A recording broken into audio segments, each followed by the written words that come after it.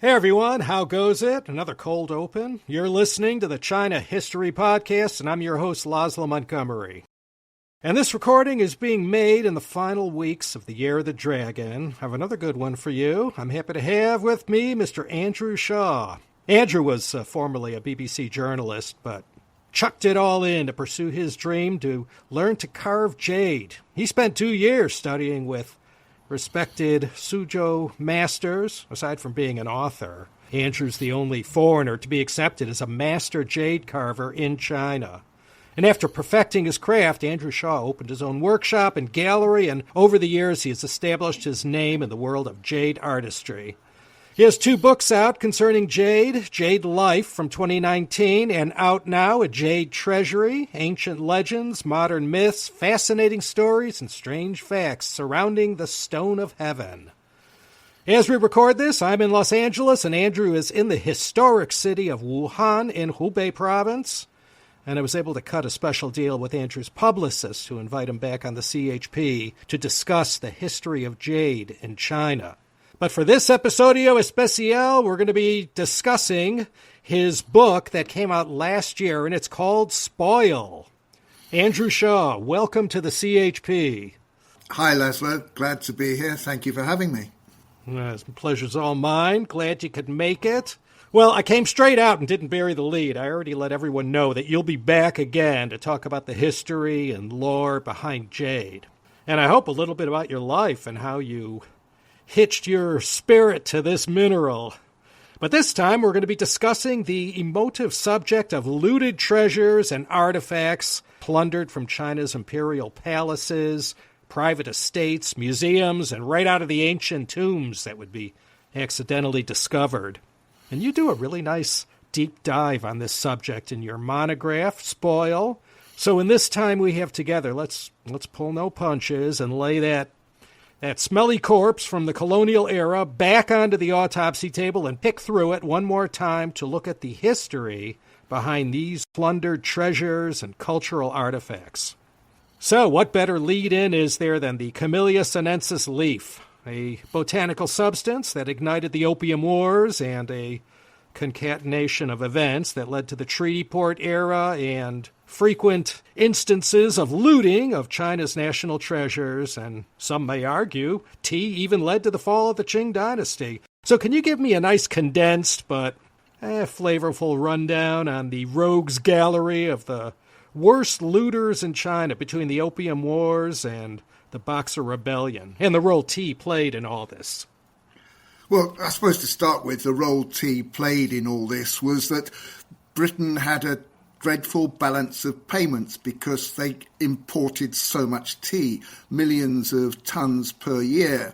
And as the silver flowed out towards China and the tea flowed in towards Britain, Britain started to go broke. So they needed to find something or find some way of redressing this balance. What they found was opium. So while tea was being poured in British cups, opium started to be smoked in Chinese pipes.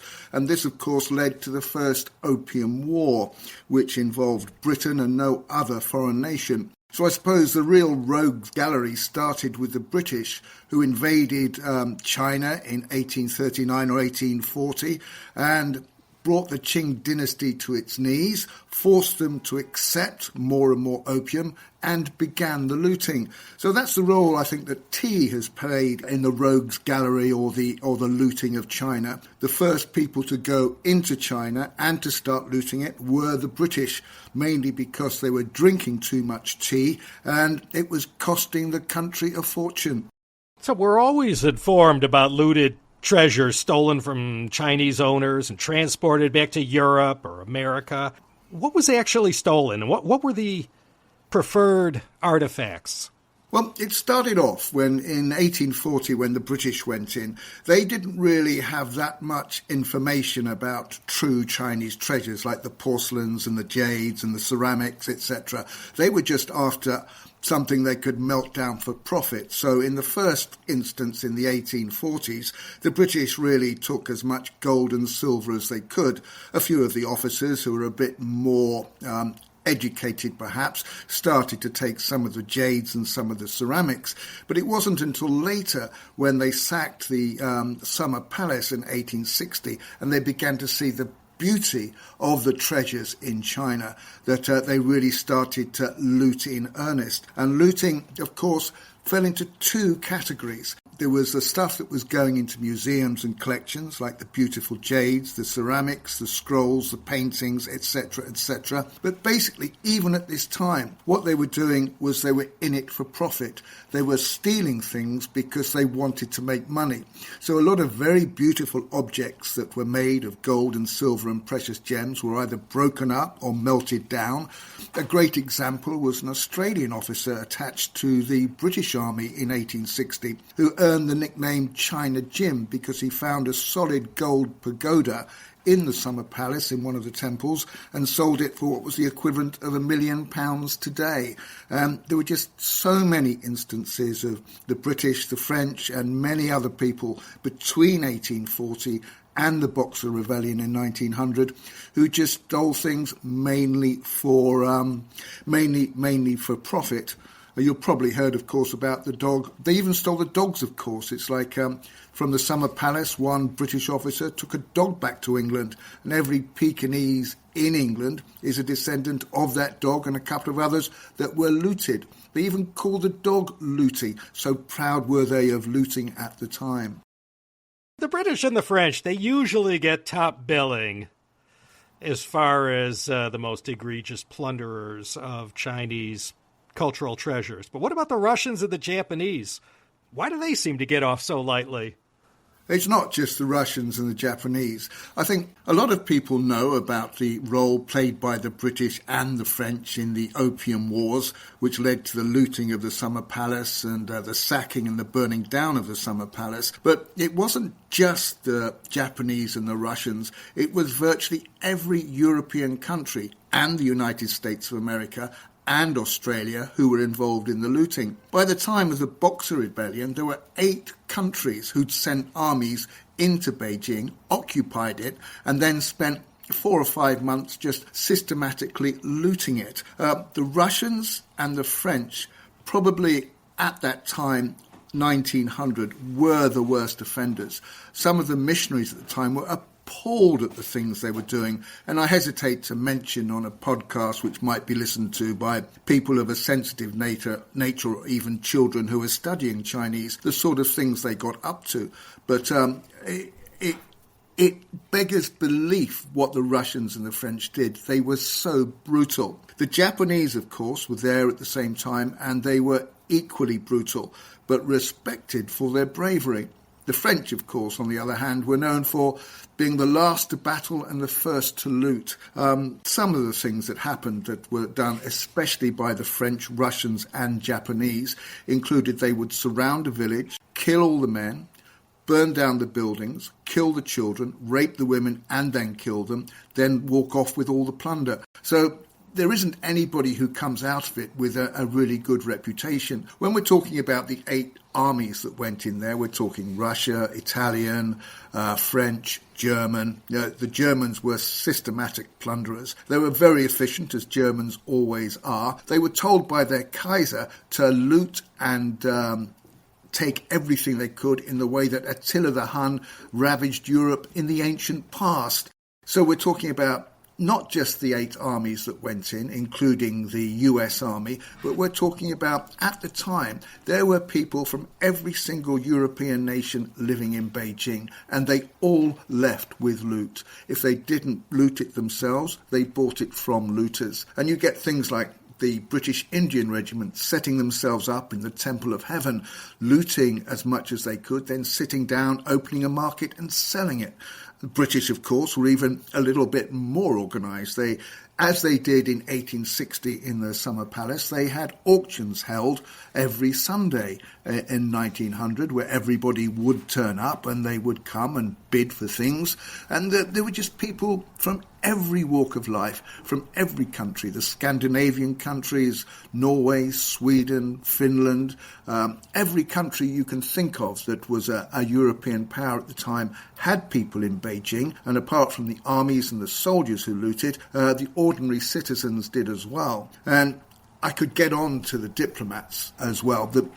How can I put this? It's like in 1900, after the Boxer Rebellion, when Beijing was occupied by the 8 European and American powers, etc., the British ambassador to China was one of the main looters. His wife was just as bad.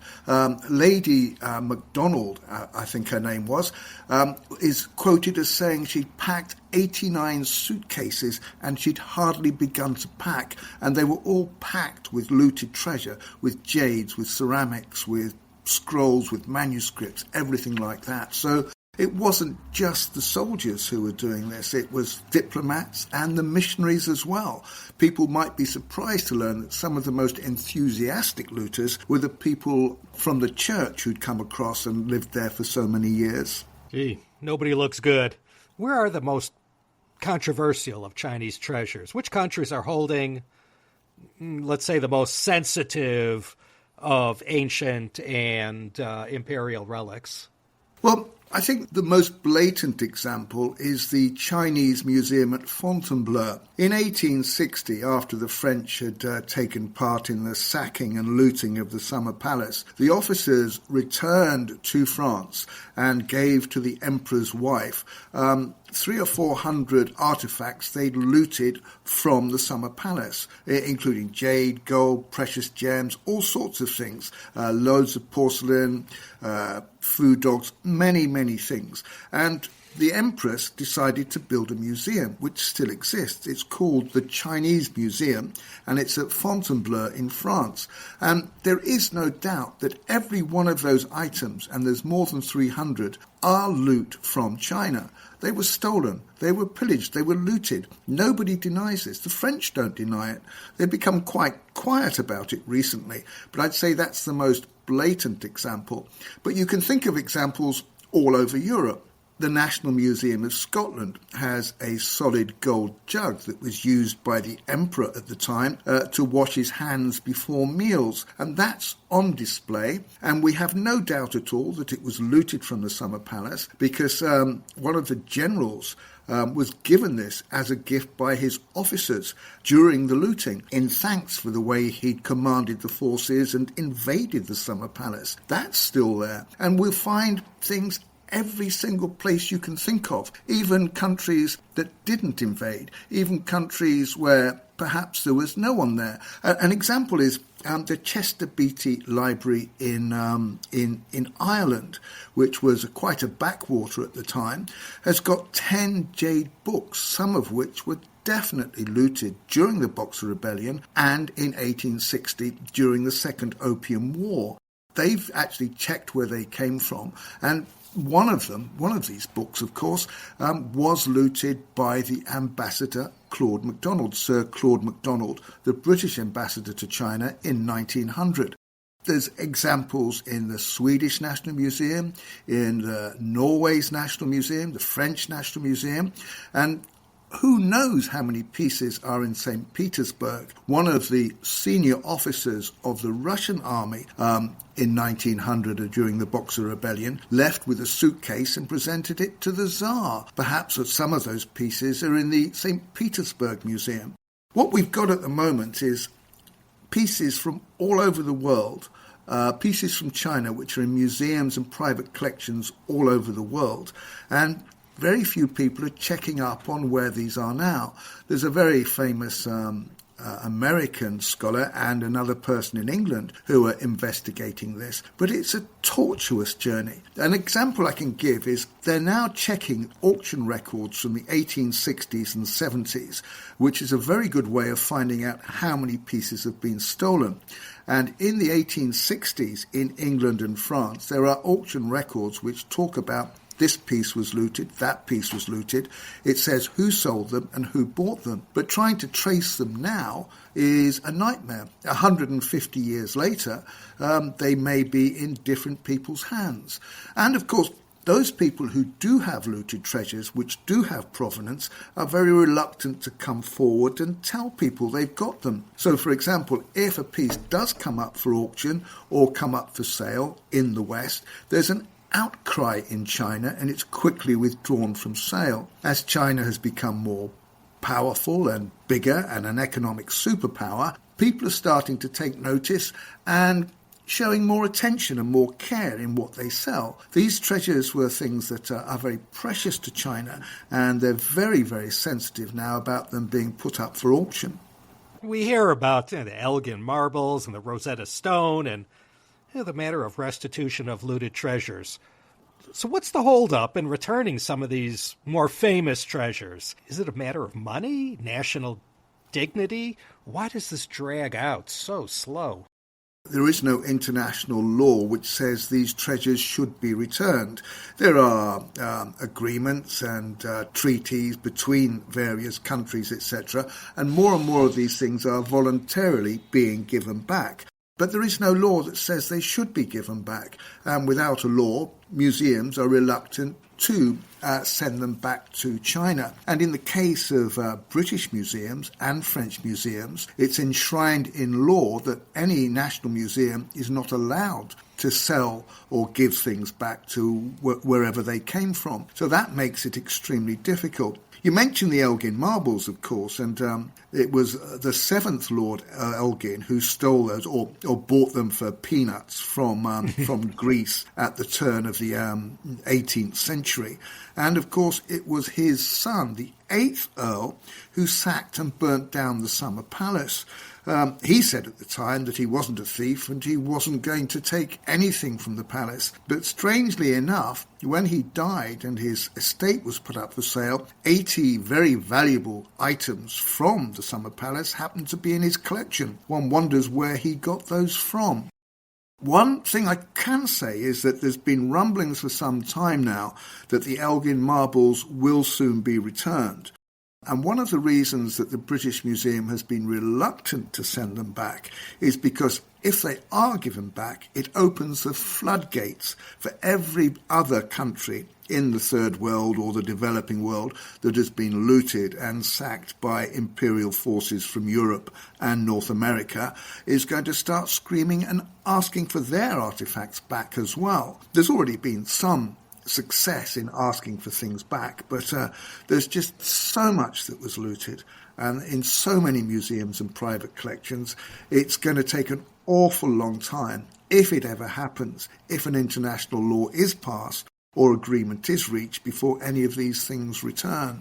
I'd like to also mention, because you're from the United States, about how I think the United States comes out of this better than any of the European countries that made war on China. The American army comes out of it, in my opinion, better than any of the other military forces that occupied or invaded China. For example, during the Boxer Rebellion, or after the Boxer Rebellion, when Beijing was carved up between the 8 powers and each had its own zone of influence, the Americans were the only one who seemed to uphold the law. So much so that Chinese people from all the other controlled sectors or sectors controlled by the other imperial powers flooded into the American sector for safety to such an extent that there became a housing problem. And when a couple of years later the Americans were preparing to leave, they actually signed a petition with hundreds, if not thousands of signatures asking them to stay and protect them. There's one very funny story, or one very interesting story that sort of sums up what the American soldiers were like at the time. And they did loot, but they were perhaps a little more circumspect than the people from their brother imperial powers or brother countries at the time. 2 American soldiers on patrol in their sector came across 2 Sikhs from an Indian regiment looting in their sector. They tried to arrest them. The Sikhs fled. When they got back to the British sector, they started firing at the American soldiers. The Americans seemed to have been better shots. They fired back and killed them both. Now, the British, of course, with their stiff upper lip, were outraged at this and demanded a court-martial. General Chaffee, Adna Chaffee, who was in charge of the Americans, agreed to this. He held an inquiry, found his 2 soldiers not guilty, and gave them commendations for marksmanship. It seems that the Americans at this time unlike the British and the other imperial powers that came from Europe, seem to have a bit more of a sense of humour than those from the old country. So let me ask you, what's your rebuttal to those who claim these looted treasures were spared from destruction during the Cultural Revolution and other domestic upheavals in the PRC since 1949? I have no rebuttal to that. My book is about what the West and Japan did to China for profit. I'm not talking about politics or internal politics here. What I'm talking about is how the West invaded purely for profit, looted and sacked for profit, and took away stuff just because they wanted to make money. I have included a chapter in the book about Chinese people who looted for profit as well, but I'm not really involved in the politics of it at all. What I've tried to do is use the memoirs of over 60 people who were involved in the wars against China and use that as a sort of confession about what they did, and backed it up by the latest research, which I think of as the forensic evidence which backs up those confessions. I haven't really mentioned much about the Japanese, but I think in the 19th century it was Europe that was mainly to blame, but in the 20th century it was the Japanese who took over. They were as savage, if not more savage, than the European powers that came before them. There are those who think perhaps that they learned their savagery from the British and were respected for the way they could kill, maim and loot rather than for their civilization. They seem to have copied the British habit. For example, during the First Opium War, the British couldn't take prisoners, so either let them go or shot them. And the Japanese in 1900 were exactly the same. They didn't take many prisoners. They just shot people because it was too much trouble to look after them. So as guilty as these foreign nations were in the looting that went on during the period of the 100 years of humiliation, what about the local Chinese people? Surely they were also participators in this cultural, crime, I guess we could call it. Weren't the warlords and other leaders like Chiang Kai-shek also tainted with looting public treasures and, how shall I say, privatizing them? Indeed. I have included a chapter in my book about how Chinese people looted purely for financial profit. It started as early as the First Opium War. The camp followers who followed the British Army from city to city were equally savage in killing and looting as the British were, and this happened again in 1860 during the Second Opium War. There were 3,000 camp followers that followed the British and French armies to the Summer Palace, and they swarmed over the walls even before the British got there, looting and taking what they could. So yes, indeed, the Chinese local people at that time were just as bad as their Western counterparts. And of course it got worse after the Europeans had left. In 1928, for example, the imperial Qing tombs were looted.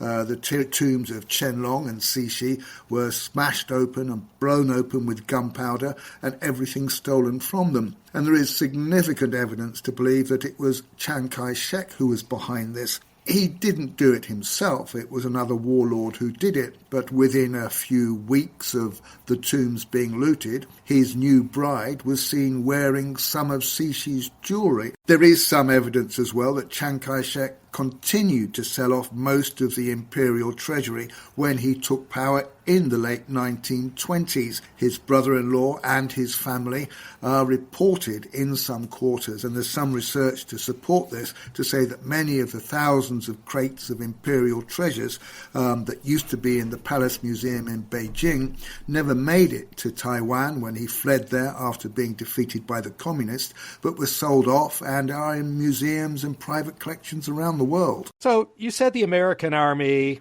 they weren't as bad as the rest, but what's America's dark, dirty secret, as far as the U.S. Army's participation in the Eight-Nation Alliance during the Boxer Rebellion? Weren't there treasures plundered by American troops and diplomats? Yes, the American troops are quite open about the fact that they plundered and looted, but the people who from the United States of America who were perhaps far more guilty were the diplomats and the missionaries. The American secretary to China was a guy called Herbert Squires, and he stole and looted so much stuff. Some of it he looted himself, a lot of it he bought, that when he left China, he left with 3 railroad cars full of looted treasure. He got back to New York, he went to New York, and he donated one of these railroad cars full of treasure to the Metropolitan Museum in New York. And the papers got hold of this, and someone from the New York Post at the time asked the Met, says, look, are you sure you should be accepting looted treasures? And the director of the Met at the time, the curator, stood up tall, stuck out his chin and said, I'm sure that Herbert Squires is a gentleman and has never stolen anything. And that treasure, I believe, is still in the Met. I've asked them 3 or 4 times and sent inquiries without reply. But there's an awful lot of treasure that Herbert Squires donated to the Met, which is still there. What he did with the rest, he sold most of it, and he bought himself the equivalent of what we would call today a super yacht, which he moored at Cowes on the British Isles. And that's the diplomats. But don't get me started on the missionaries. One missionary, Gilbert Reed, who'd been in China for some time, is quoted as saying, I wish I'd looted more. The missionaries were as bad as anybody else. They thought it was a bit of a lark. Not only that, but they would actually, because they'd been in China for longer than anybody else, and many of them could speak Chinese, they knew where the treasures were. So that if they didn't loot them themselves, they would actually direct their army friends to where these treasures might be found, and they'd take a cut of the proceedings. In their defence, it can be said that some of the money that they acquired from selling looted artefacts, they used for their rice bowl Christian flocks, their flocks who'd lost everything in the Boxer Rebellion and were probably homeless as well. But I have to say that the soldiers seem to have come out of it better than the diplomats and the missionaries, not just from America, but from Britain and other countries as well. I already mentioned Claude MacDonald and what he and his wife took, and Herbert Squires was no better. So what's to be done? I mean, we live in a different world than our great-grandparents, and of course everyone who came before them. How can this matter be reconciled by the interested parties to both sides' equal satisfaction? It is slowly happening. More and more treasures are being returned to China. This is mainly because of China's position in the world as an economic superpower and people wanting to, cozy up to it for financial gain. Again, financial gain is the driving factor in this. The best example I can give of this is one of the major luxury brands, Kering, gave back some very, very important treasures to China. And the only reason they've done this is so they can have access to the Chinese market. So again, as everything was looted for financial gain, it seems that things are being given back by people for financial reasons as well. Of course, China's a huge market and there are a lot of people who want to get in there. So more and more pieces are being given back. But of course, as I've mentioned already, it's difficult to separate those things that were looted from those things that were actually bought later legitimately. So, you know what, I just can't understand. What's your take on the relative ease with which a few thousand foreign troops could invade a place like China 3 times in the 19th century and essentially get away with murder? I think the technology was extremely important when it came to the European powers being so superior to the Chinese in battle and in war. The best example I can give of this is the first iron steamship, the first iron battleship in the world in 1840. The Nemesis was sent from Britain to China. It had tremendous firepower. Its guns were accurate and could cut a man in half from 2 miles away. The Chinese cannon just cannonballs just bounced off its steel sides. It didn't rely on wind. It could go wherever it wanted. Not only that, the men of war that the British brought with them could be towed upstream by the Nemesis whenever there was no wind to drive them where they wanted to go. By 1860, they had guns called Armstrong guns, which were accurate up to 5 miles. And it's not just the technology and the superior weaponry. It's the fact that the Chinese weaponry, most of them still had pikes, ancient muskets, bows and arrows, etc. And some of them even fought from horseback. A great example of how ancient the musketry was of the Chinese soldiery was that there's one recorded incident of a man having a musket which was 179 years old, and many of the cannon that were in the forts that the Chinese had rusted and were completely useless. So it's no surprise, perhaps, that such a small force, which is very, very mobile, could go where it wanted and do what it wanted and destroy such superior forces. So I think we've taken this subject far enough today. Might I suggest to all CHP listeners to go check out this book, Spoil. The author is Andrew Shaw, who was kind enough to come on the CHP and discuss this sensitive subject with me. I'll have a link to the book at the show notes. Thank you so much, Andrew, for your insight into this history and sharing it with the CHP audience. I look forward to our next discussion about the history of jade and your other book, A Jade Treasury. I appreciate you coming on the CHP. It's been my pleasure, Laszlo. Great pleasure talking to you. I've always enjoyed your website and your podcast. They're a great resource for anybody who's interested in Chinese history, Chinese idiom, and China today. Thanks so much.